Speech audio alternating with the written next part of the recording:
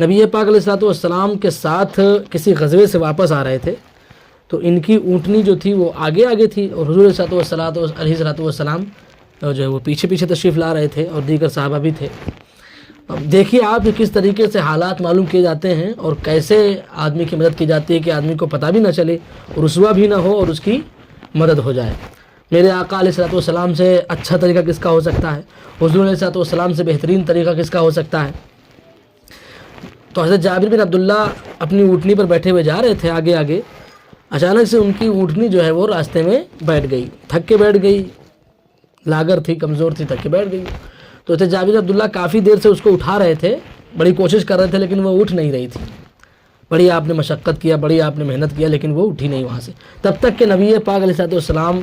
کا جو ہے وہ آپ بھی تشریف لے آئے، آپ کی اونٹنی بھی وہاں پر آ گئی۔ تو حضور علیہ الصلوۃ والسلام اپنی اونٹنی کو روکا آپ نے، اور آپ اترے وہاں سے اور آئے اور کہا کہ جابر کیا بات ہے، تم یہاں بیٹھے ہوئے ہو؟ اے رسول اللہ صلی اللہ علیہ وسلم،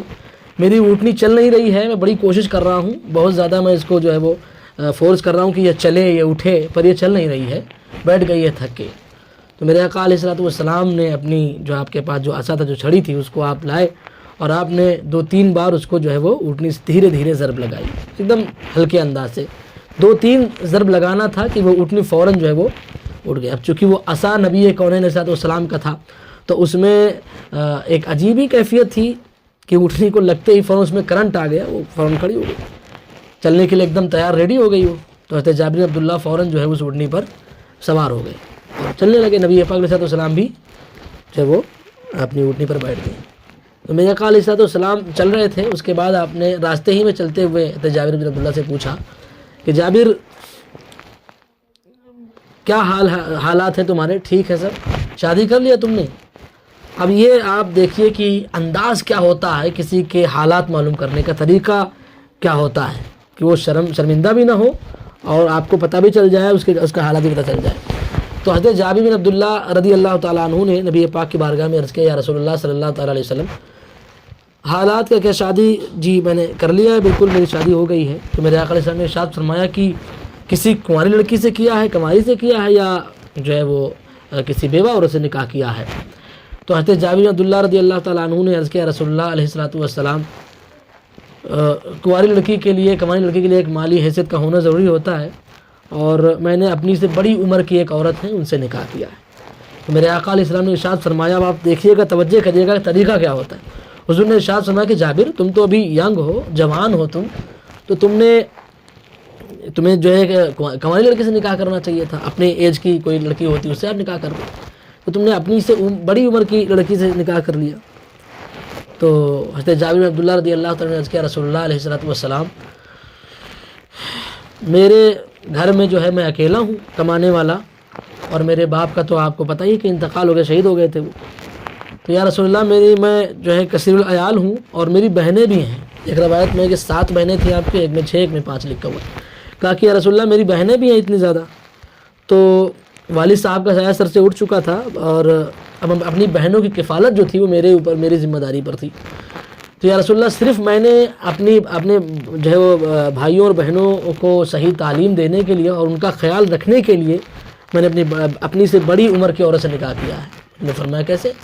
کہ یا رسول اللہ صلی اللہ علیہ وسلم، اگر میں اپنی ایج کی لڑکی، کوئی ینگ لڑکی سے نکاح کرتا،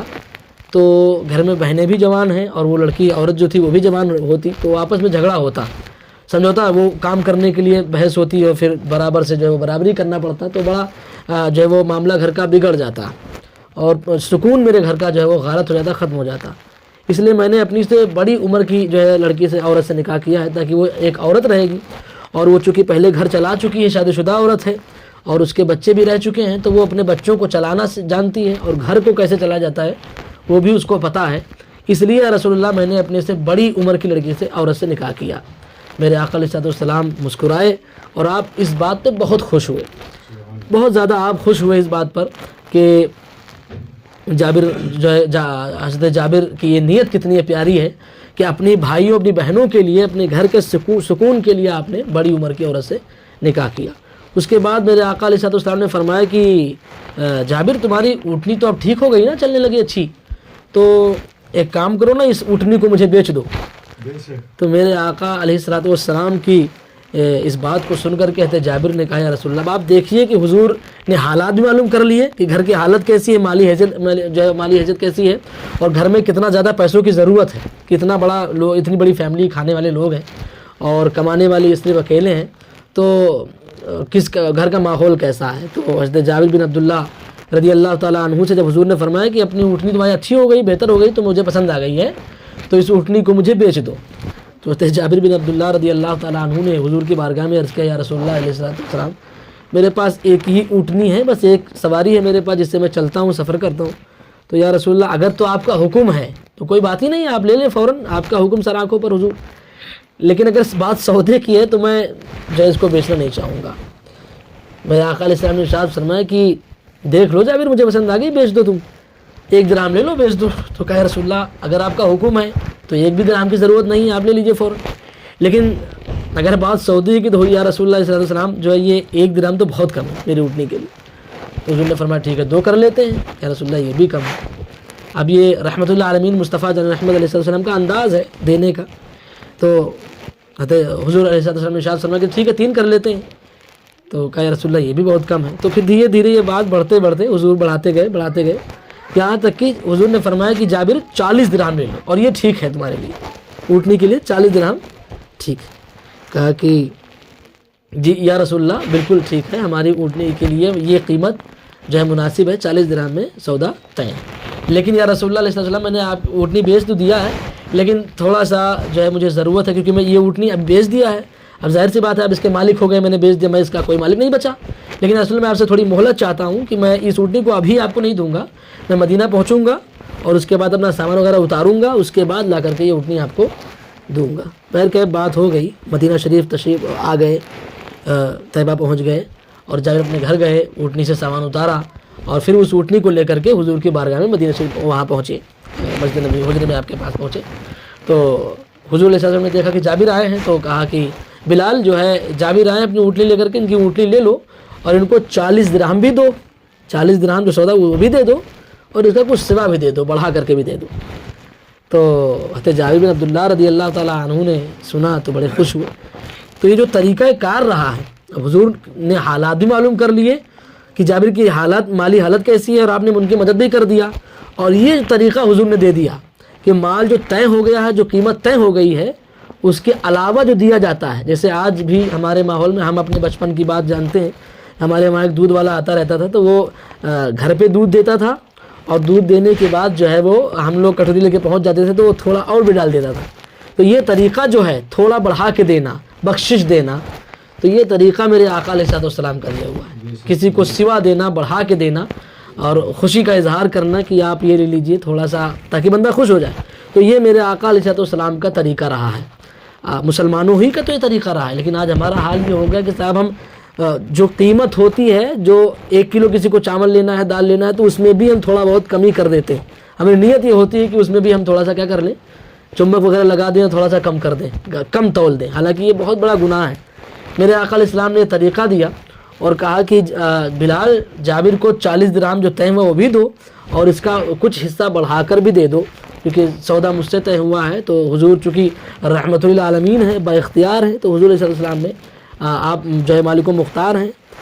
سونے چاندی کے پہاڑ اگر حضور حکم فرماتے تو آپ کے پیچھے پیچھے چلتے۔ تو یہ مقام، یہ جو طریقہ میرے آقا علیہ السلام نے عطا فرمایا ہے کہ کسی کو کچھ دو تو اس سے بڑھا کر کے بھی دو، کسی سے کچھ سودا لیا تو تھوڑا سا بڑھا کر کے دے دیا، اور یہ طریقہ ہمارے بزرگوں میں بھی رہا ہے۔ پہلے آپ تھوڑا سا پیچھے جائیں گے زمانے میں تو آپ دیکھیں گے کہ ہمارے بزرگ جو تھے، ہمارے آبا و اجداد، ان کے وہاں یہ قانون، یہ ضابطہ تھا کہ اگر کوئی کچھ لیتا تھا، کوئی سودا، تو وہ تو دیتے ہی دیتے تھے، تھوڑا سا بڑھا کر کے اور دیتے تھے۔ ہم لوگ کسی باغ میں اگر آم لینے جاتے تھے تو تول کی تو دیا، جو قیمت دیا، جتنا آم ہے اتنا دے دیا، اس کے بعد 2-3 اور دے دیا، یہ لے کے جاؤ۔ آٹا لینے ہم لوگ کبھی جاتے تھے، تھوڑا سا لیا، تھوڑا سا بڑھا کے دے دیا، جھکتا تول کر کے دیا جاتا تھا، ابھی ایک دم کانٹے کا سودا ہوتا ہے۔ تو جب مسلمان اس چیز پر آمادہ تھے، اس چیز کو کرتے تھے، تو اللہ نے بڑی برکت عطا فرمائی تھی۔ مسلمان اپنے وقت بادشاہ رہے، بخشش دینے پر اللہ اتنا خوش ہوتا ہے۔ یہ ادا جو ہے نا، یہ بہت پسند ہے اللہ تعالیٰ کو، کہ جب کسی کو کچھ دو تو اس کی خوشی کے لیے تھوڑا بڑھا کر کے اور دے، کہ یہ بندہ کیا ہو جائے، خوش ہو جائے۔ تو